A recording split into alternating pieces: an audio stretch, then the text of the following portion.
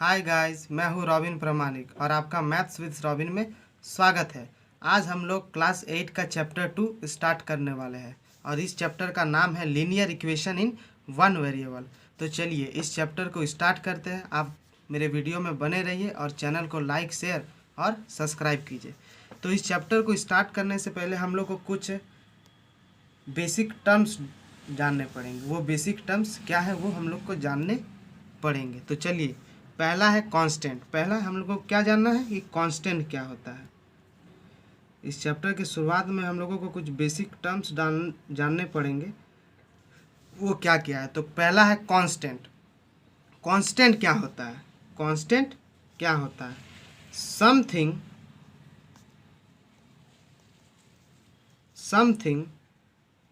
which is not changing, something which is not changing। ऐसा चीज जो चेंज नहीं हो रहा है, या क्या लिखे, something which is not changing. ऐसा चीज जो चेंज नहीं हो रहा है। ओके, तो ये क्या हो सकता है? तो इसमें जैसे कोई भी नंबर हो सकता है, कांस्टेंट नंबर 100, 50, 20, 22, ये कांस्टेंट है। ठीक, मतलब ऐसा चीज़ जो चेंज नहीं हो। कांस्टेंट मतलब क्या होता है?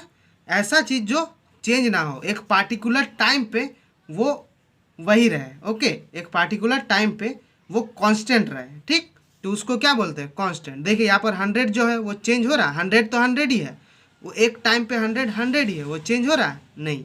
50 ही है। ओके, तो इसको क्या बोलेंगे? कांस्टेंट। अब हमें अगला चीज जानना है, वेरिएबल। वेरिएबल क्या होता है? समथिंग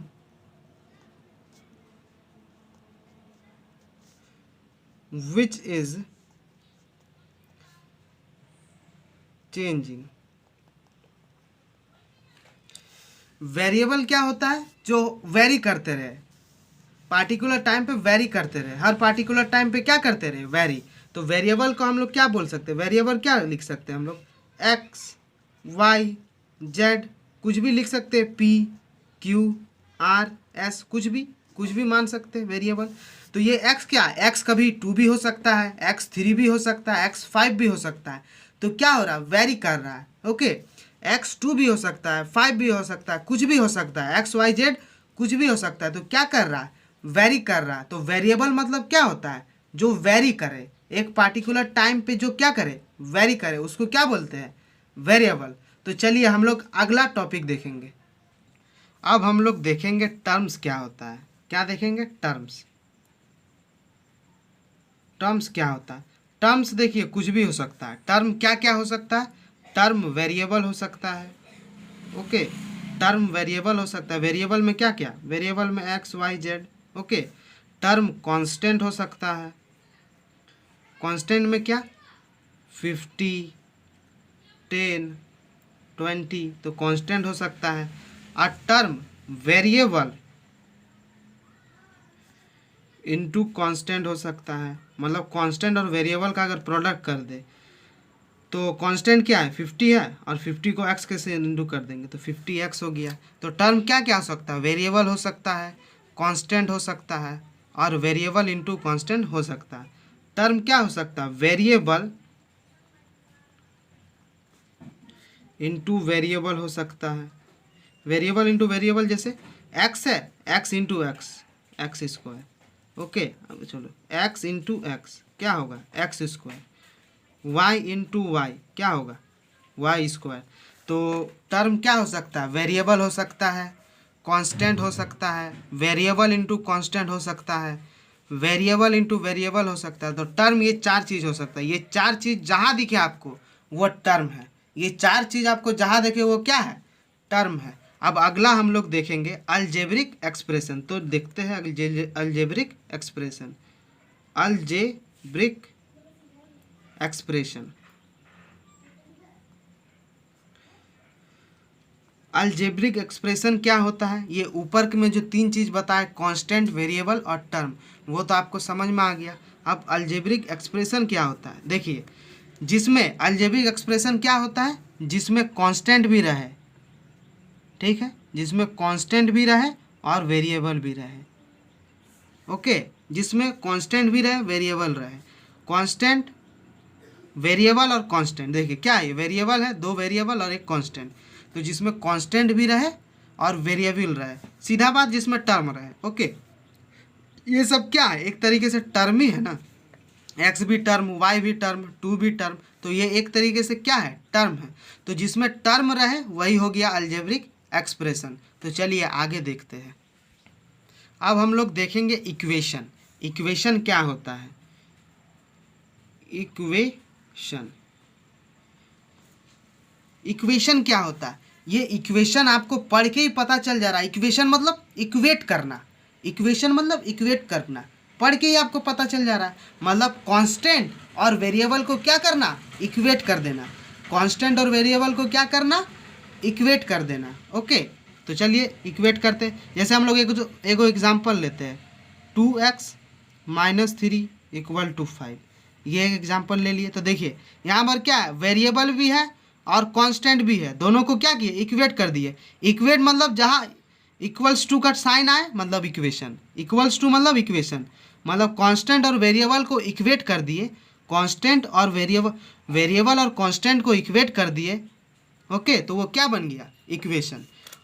ये जो साइड है, ये जो साइड है इसको क्या बोलेंगे, LHS, ओके, ये जो साइड है ना उसको बोलेंगे LHS, और ये जो साइड है इसको बोलेंगे RHS। मतलब =2 के लेफ्ट साइड को बोलेंगे लेफ्ट हैंड साइड और =2 के राइट साइड को बोलेंगे राइट हैंड साइड। तो आपको इक्वेशन समझ आया, मतलब कांस्टेंट और वेरिएबल को इक्वेट कर देना, वही है इक्वेशन। तो चलिए हम लोग इक्वेशन के ऊपर कुछ क्वेश्चंस देखेंगे, सिंपल इक्वेशन के ऊपर कुछ क्वेश्चंस देखेंगे। तो चलिए हम लोग क्वेश्चन बाद में देखेंगे, पहले हम लोग रूल देख लेते हैं। रूल देखने से क्या होगा ना, हम लोग आगे क्वेश्चन को अच्छे से सॉल्व कर पाएंगे। तो पहला रूल क्या है, अगर इक्वेशन आपका इस प्रकार है, x + a = b, ये क्या है, ये वेरिएबल है, ये दोनों कांस्टेंट है, ओके। तो x + a = b आपका इक्वेशन इस तरह का दिया हुआ है। तो आप इसको कैसे सॉल्व कर सकते हैं, आपको तो x का वैल्यू निकालना है। लीनियर इक्वेशन मतलब क्या, एगो वेरिएबल रहेगा, लीनियर इक्वेशन मतलब एगो वेरिएबल रहेगा। लीनियर मतलब क्या, एक, तो यही देखिए यहाँ पर एगो है, x है ना, x का पावर तो कोई 2 नहीं है, x का पावर क्या है, 1 ही है, मतलब x है, ओके। तो x का पावर x है, x का पावर यहाँ पर क्या है, 1 है, मतलब ये x है, ठीक, मतलब ये लीनियर है। ये कौन सा इक्वेशन है, लीनियर इक्वेशन, जिसमें खाली एक ही वेरिएबल है, उसको क्या बोलेंगे, लीनियर इक्वेशन। तो इसको सॉल्व कैसे करेंगे हम लोग, देखिए पहला रूल है सॉल्व कैसे करना। देखिए यहाँ पर a है ना, प्लस में a है ना, तो इसको माइनस में a लिख देंगे, और इधर -a किए तो उधर भी हम लोग क्या करेंगे, -a कर देंगे। अब a - a क्या हो जाएगा, 0 हो जाएगा, और खाली x बच जाएगा इधर, और b - a। तो आप ऐसे भी इसको सॉल्व करते हैं, ठीक। b से क्या करेंगे, a को माइनस कर देंगे, आ जाएगा x, ओके। मतलब इसमें क्या किए, a जो था, ये जो कांस्टेंट था, उसको जो कांस्टेंट था ये पॉजिटिव में दिया था, इसको नेगेटिव में लिख दिए, और इधर नेगेटिव में लिए, इसलिए उधर भी एगो नेगेटिव में ले लिए। तो बस a - a 0 हो गया, और x आ जाएगा, b - a कर देंगे, x आ जाएगा। तो चलिए हम लोग दूसरा रूल देखेंगे। अब दूसरा रूल हम लोग देखेंगे, जैसे इक्वेशन आपको दे दिया x + a = b, आपको यहाँ पर इक्वेशन दे दिया x + a = b, तो इसको दूसरा रूल से कैसे सॉल्व करेंगे। तो हम लोग को x निकालना है ना, जो वेरिएबल है उसी को निकालना पड़ता है, तो उसी को निकालना रहता है लीनियर इक्वेशन में, ठीक, x का वैल्यू निकालना रहता है। तो x है ना, यहाँ पर कुछ भी रख सकता है, वेरिएबल कुछ भी रख सकता है, यहाँ पर y भी रहेगा, कुछ भी रख सकता है वेरिएबल, z भी रख सकता है, वेरिएबल मतलब कुछ भी हो सकता है, ठीक, इसलिए x y z कुछ भी आप लिख सकते हो, उससे कोई दिक्कत नहीं है, ठीक। तो इसको कैसे बनाएंगे, ऐसा अगर रहेगा तो कैसे बनाएंगे। तो देखिए x = b - a, मतलब ये पॉजिटिव में है a, ये किस में है, a पॉजिटिव में है, ये जो a है पॉजिटिव में है। जब हम लोग a को =2 के उस साइड भेजेंगे तो क्या होगा, वो नेगेटिव में हो जाएगा। ये बात याद रखिएगा, कोई चीज़ अगर पॉजिटिव में है, लेफ्ट हैंड साइड में अगर पॉजिटिव में है, और वो जब राइट हैंड साइड जा रहा है तो नेगेटिव हो जाएगा। और अगर लेफ्ट हैंड साइड में कोई चीज़ नेगेटिव में है और वो राइट हैंड साइड जा रहा है तो पॉजिटिव हो जाएगा। मतलब अगर पॉजिटिव है तो नेगेटिव और अगर नेगेटिव है तो पॉजिटिव। ठीक, यही था। मतलब x equal to B minus A, X निकल जाएगा। अब हम लोग देखेंगे तीसरा रूल। तो यहाँ पर देखिए, अगर आपको इक्वेशन ऐसा दिया रहा है ए X equal to B, equation ऐसे भी देख सकता है ना। यहाँ पर कोई मतलब आपको बताया था ना, constant into variable, variable into constant कर देगा, इक्वल टू कांस्टेंट कर देगा, ऐसे भी दे सकता है। तो यहाँ पर x कैसे निकालेंगे, देखिए यहाँ पर जो x इसको निकालना पड़ता है ना, इसका वैल्यू निकालना पड़ता है, ई दोनों का वैल्यू दिया रहेगा, इसका निकालना पड़ता है। तो x equal to B by A, मतलब अगर कोई भी कांस्टेंट वेरिएबल के साथ प्रोडक्ट में है, तो वो जब राइट हैंड साइड में जाएगा तो वो डिवाइड हो जाएगा, वो जब राइट हैंड साइड में जाएगा तो वो डिवीज़न में आ जाएगा, यहाँ नीचे आ जाएगा। मतलब प्रोडक्ट में है तो डिवीज़न में हो जाएगा, okay. A X equal to B था और ये ए क्या था, वेरिएबल के साथ क्या था, प्रोडक्ट में था। तो ये ए जब उस साइड भेजेंगे ना, ए को जब राइट हैंड साइड में भेजेंगे तो वो नीचे आ जाता है। ठीक, ये जो कांस्टेंट दिया हुआ इसके नीचे आ जाएगा। तो आपको ये रूल समझ में आ गया। अब हम लोग चौथा रूल देखेंगे जिसको हम लोग यहाँ पर लिख रहे हैं, ओके। फोर्थ रूल है, ठीक। इसको देखिए, अगर इक्वेशन ऐसे दिया रहा है ए x plus b equal to c, ठीक। यहाँ पर क्या दिया हुआ, a x plus b equal to c. Equation ऐसे भी दे सकता है, ठीक, इक्वेशन ऐसे भी दे सकता है। तो इसको कैसे सोल्व करेंगे, तो इसका हम लोग सीखे थे ना, ये पॉजिटिव में है, इसको राइट हैंड साइड में भेजेंगे तो ये नेगेटिव हो जाएगा, बताए थे ना। दूसरा रूल में बताए थे आपको, ये वाला रूल में आपको बताए थे।